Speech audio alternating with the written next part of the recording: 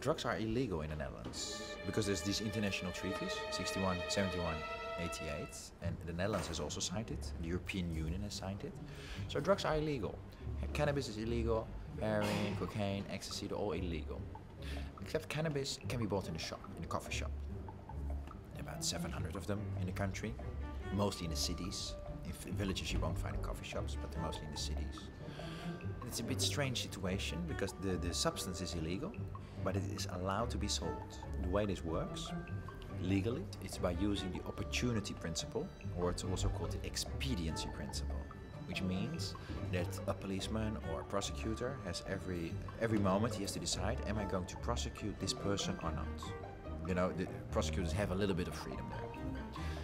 In the Netherlands, there's guidelines by the Prosecutor General that people are allowed to have small quantities of drugs for personal use. That's one.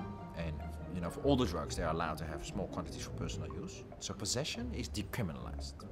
Since the 1970s, one of the guidelines of Dutch drugs policy, the best drugs policy, is a good social policy. One of the goals of the Dutch drugs policy is the separation of the markets, that's trying to prevent that people enter into contact with hard drugs, you know, like methamphetamine, heroin. If people want to experiment with drugs, they can buy cannabis.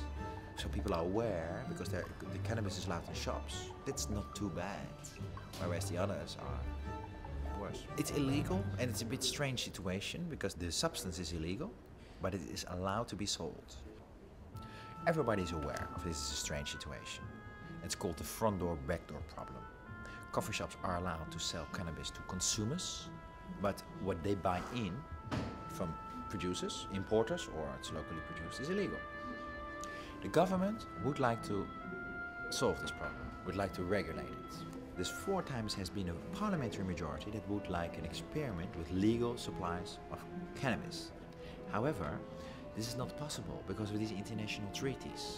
Because of the international pressure, you know, we are the only country until now that has quite, you know, a visible policy on this issue. Other countries, for them it's a bit difficult to follow the Netherlands, partly because they hear such bad information about the Netherlands. Government agencies of the United States, they're spreading, I could say, propaganda about the Netherlands, that the situation here is getting totally out of hand. Sometimes we read the most incredible things from American drug czars or on websites of the DEA, that the situation in the Netherlands is getting totally out of hand. There's a new heroin epidemic, that everybody is on drugs. We read and hear the most terrible things of the Netherlands.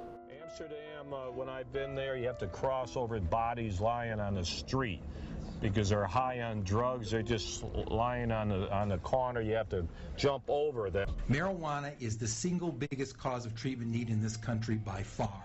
The problem that we face is it's more than twice as important a factor in the treatment need of the country. And international criticism. You know, the Netherlands is a small country and it has been criticized a lot by other countries, France, especially the United States, and sometimes occasionally by another country. But there is always some international pressure on the Netherlands because the Netherlands is not complying with the international war on drugs. It's in a way a threat to the current system because it's the only country that's really doing it a bit differently. So there's a lot of pressure from the United States.